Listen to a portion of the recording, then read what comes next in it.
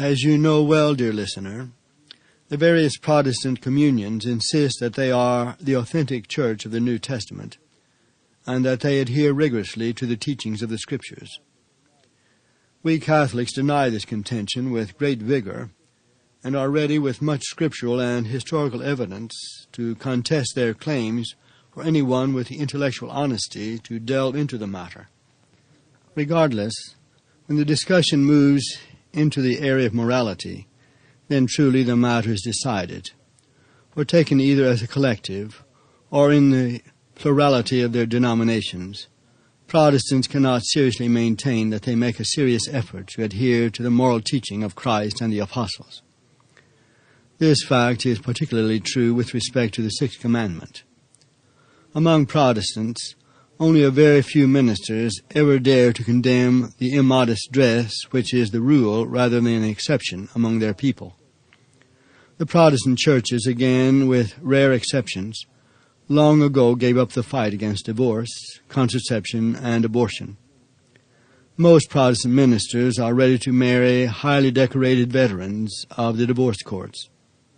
In fact, not a few of these irreverent gentlemen are themselves living in open concubinage. Supposedly, something in what they call faith entitles them to dispense with Christ's strong injunctions on this subject. The very same complaint, of course, can be made of the Conciliar Catholic Church, within which the observance of the Sixth Commandment has ceased to be a subject of discussion or preaching. If the truth be spoken, the bishops and the priests have generally ceased to say anything positive or imperative about it. On the contrary, the Conciliar Church, in its depravity, has established itself with the civil courts as the chief destroyer of marriage in the whole world. This is a very startling thing to hear a priest say, to be sure, but the facts very much speak for themselves. No matter how strong the denials, throughout the several dioceses of the United States, the Conciliar Church has converted its marriage tribunals into annulment committees. Traditionally, the Diocesan Marriage Tribunal was established by the bishop to examine cases presented by the priests of the diocese to see whether by some chance, due to some formerly unknown and exceedingly rare circumstance, some essential element was missing, so that the Church is forced, after very thorough investigation, to declare that there was never a marriage between the two persons in question. Before the Second Vatican Council, which ended in 1965, annulments were granted only by the Congregation of the Sacred Rota in Rome, and the number of decrees of annulment in the course of a single year hardly reached 100 worldwide. Since the Council, the Church has allowed bishops to declare on the evidence presented to them by their marriage tribunals.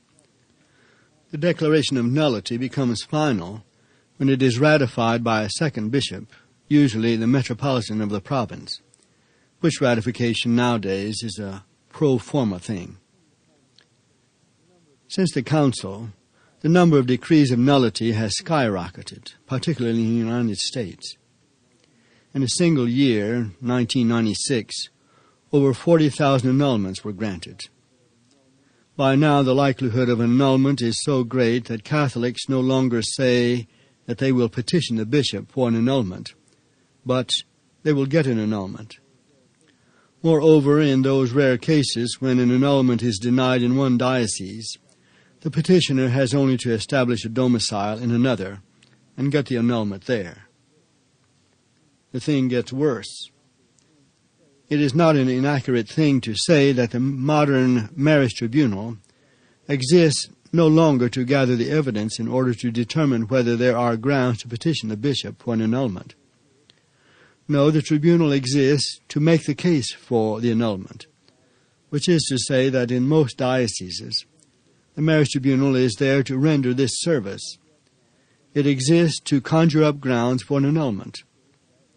The procedure consists of asking the petitioner, who is referred to as the plaintiff, and his estranged wife or her estranged husband, who is referred to as the defendant, a great multitude of questions, whose sole purpose is to provide something in their answers which can be developed into an argument against the marriage. If one of the parties objects and insists that we were most certainly married to each other, the tribunal disregards his or her testimony. If the defendant complains vociferously or refuses to cooperate in any way with the annulment process, the court proceeds without his or her testimony. One of the new features of the annulment process is the acceptance of first-party evidence. In days of old, the petitioner was considered the least reliable witness to the invalidity of his own marriage, according to the celebrated Roman legal maxim, nemo judex in sua causa. No one is the judge in his own case.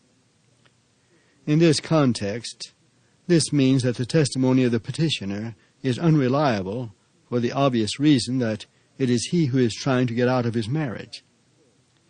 In the post-Vatican courts, decrees of nullity are granted mainly on the testimony of the petitioner, even when there is a great mass of evidence favoring the validity of the marriage, including signed affidavits, witnesses, an elaborate wedding, and years of married life without scruple.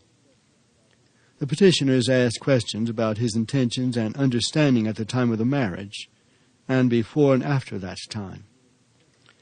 This testimony is accepted by the diocesan marriage tribunal as primary evidence. Some of the questions call for the most subjective responses and are accepted without question.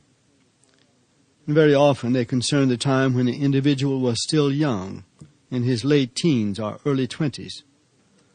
Matrimonial tribunals accept the testimony of such an individual now in his or her 30s, 40s, 50s, 60s, and even 70s, after he or she has lived as a spouse and parent for 10, 20, 30, 40, and 50 years. The petitioner testifies that on the day of the wedding, he was in such a frame of mind, as a result of which he must be construed not to have made or understood sufficiently his marital commitment, and therefore should be released from his vows, even though he lived as the husband of the defendant for those many years. Such testimony is received by the members of the tribunal with tenderest sympathy and straight-faced officiousness. With the lengthy questionnaires come letters assuring the parties involved that if the court declares for invalidity, the ruling will in no way affect the status of the children, which is to say that even if the court uncovers the fact that the man and woman who lived together long enough to welcome their children's children into the world were never really married, due to the fact that one of the parties had never really committed himself to the marital union, the children should not be considered born out of wedlock and therefore illegitimate. Neither should the children think of themselves in this way.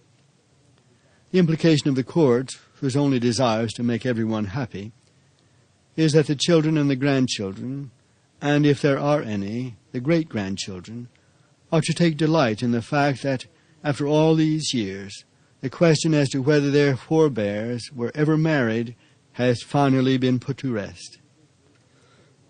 Neither the individuals who sit upon these marriage tribunals, nor the bishops who preside over them, feel any obligation to explain either the mechanics or the legal acrobatics of their decrees of nullity.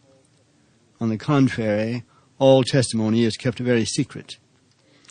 The declaration of nullity informs the happy petitioner that his request has been granted. Especially efficient chanceries sometimes inform the defendant also. The grounds for the ruling may or may not be revealed.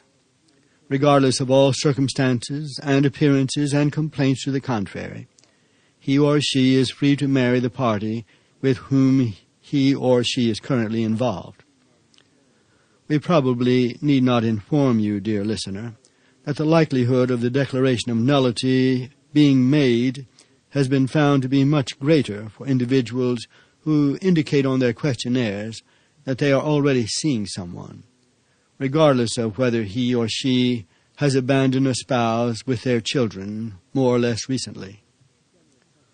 Also, generous contributions to certain parish and diocesan funds have been found to lubricate the wheels of the annulment machinery not a little.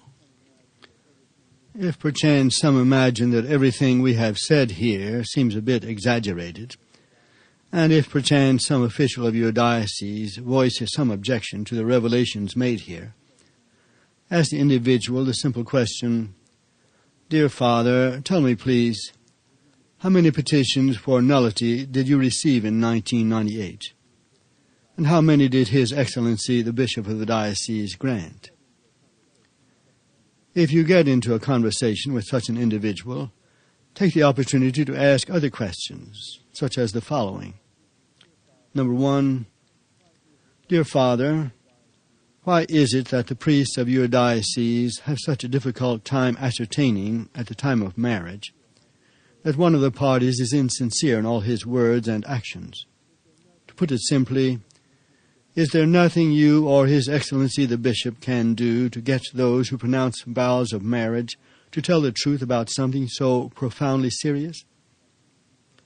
Number 2, why is it that the priests who handle these marriages find it impossible to explain to the couple what is involved in the marriage commitment, so that at any time in the future, when one loses interest in the other and finds his interest diverted to another, he may disclose to the Church the well-kept secret that up to now all has been make-believe?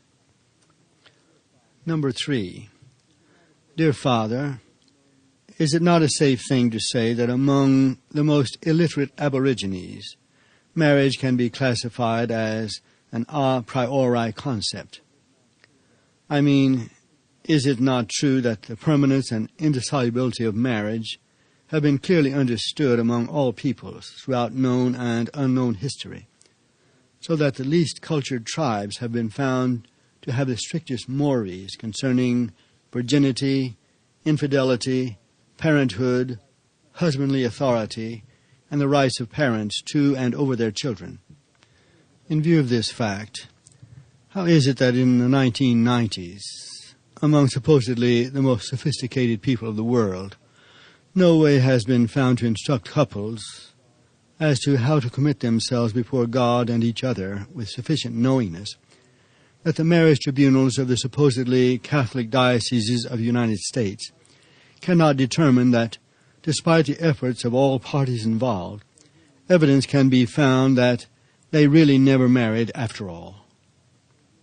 Number 4, "Dear Father, if I may ask, is it customary in the course of the marriage investigation on the part of the tribunal to summon the priest who instructed the couple and witnessed their marriage, and question him as to why he failed to perform the task properly?" Number 5, a further question.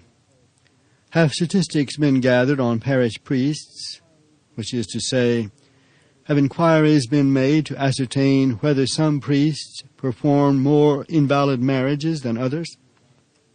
Have you discovered a priest in your diocese who performed many marriages, absolutely none of which were valid? If such is the case, has His Excellency the Bishop felt it his obligation to notify all those others whom Father X did not succeed in marrying, that they should report to their pastor and pronounce their wedding vows for the first time? Has His Excellency the Bishop not done this because he fears that the result would be a spate of new petitions for decrees of nullity? Number 6, in view of the fact, dear Father, that every marriage in America can be found to be null and void, have the wise and learned bishops of the National Conference of Catholic Bishops ever had a meeting to figure out what can be done to cause to happen what couples have succeeded in doing with apparently little difficulty since Adam and Eve? Number 7, in view of the fact, dear Father, that none of the marriages in America are valid, has it ever been suggested that there be a national wedding day for all as yet unmarried husbands and wives, the Feast of St. Valentine, for example, or Super Bowl Sunday, on which they may all be gathered in their parish churches for the pronunciation of their vows? Again, has this not been done for fear that no one would come? Number 8. In view of the fact, dear Father, that none of the marriages in America are valid, do you consider yourself legitimate or illegitimate? If illegitimate, may I ask whether you received a dispensation to be ordained? As you know, traditionally, a special dispensation has been required for bastards to be priests. Number 9. If I may be so bold to ask, dear Father, does His Excellency the Bishop believe in God and in the wrath of God? To your knowledge, has it ever occurred to him that he will have to answer for every marriage that he has destroyed with his cheap and frivolous decrees of nullity? Do you not agree further that you will have to share both the blame and the punishment of all those who have abandoned their lawfully wedded wives or husbands and entered into concubinage with others, not a few of whom have also sloughed off true spouses, as they know as well as God? We conclude this program with a reading of several paragraphs of Pope Pius XI's celebrated encyclical entitled Casti Connubii, which was issued December 31st, 1930. We read these lines to remind you, dear listener, that no matter how pagan the people of this generation or of this country become, the principles which govern marriage are not subject to change. All married people will be judged on the basis of these principles, whether they accept them or not. Quotations. How great is the dignity of chaste wedlock, venerable brethren, may be judged best from this, that Christ our Lord, Son of the Eternal Father, having assumed the nature of fallen man, not only with his loving desire of compassing the redemption of our race, ordained it in an especial manner as the principle and foundation of domestic society, and therefore of all human intercourse, but also raised it to the rank of a true and great sacrament of the new law, restored it to the original purity of its divine institution, and accordingly entrusted all its discipline and care to his spouse, the Church. In order, however, that amongst men of every nation and every age the desired fruits may be obtained from this renewal of matrimony, it is necessary, first of all, that men's minds be illuminated with the true doctrine of Christ regarding it, and secondly, that Christian spouses, the weakness of their will strengthened by the eternal grace of God, shape all their ways of thinking and of acting in conformity with that pure law of Christ, so as to obtain true peace and happiness for themselves and for their families. Yet not only do we, looking with paternal eye on the universal world from this apostolic see, as from a watchtower, but you also, venerable brethren, see and seeing deeply grieve with us that a great number of men, forgetful of that divine work of redemption, either entirely ignore or shamelessly deny the great sanctity of Christian wedlock, or relying on the false principles of a new and utterly perverse morality, too often trample it underfoot. And since these most pernicious errors and depraved morals have begun to spread even amongst the faithful, and are gradually gaining ground, in our office as Christ's vicar upon earth, and supreme shepherd and teacher, we consider it our duty to raise our voice to keep the flock committed to our care from poisoned pastures, and, as far as in us lies, to reserve it from harm.